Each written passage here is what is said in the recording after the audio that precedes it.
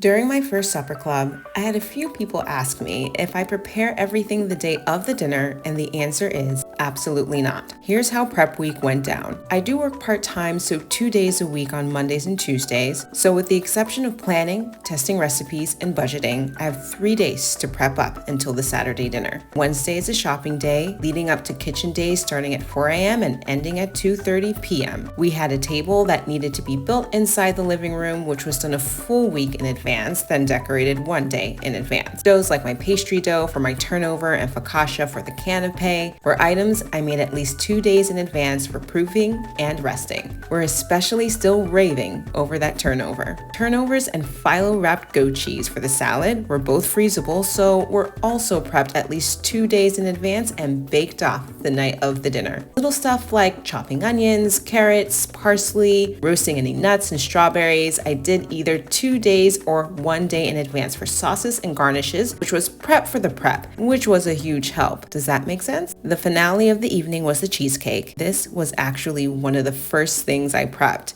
about 3 days in advance, as it tastes better with a little age, like fine wine. With much prep before dinner like this, even for such an intimate gathering, is like a gift to yourself. The night ran smoothly. The guests weren't the only ones who enjoyed themselves. So you ask me, do I do everything the night of my supper club dinner? No, my friend. I most certainly do not.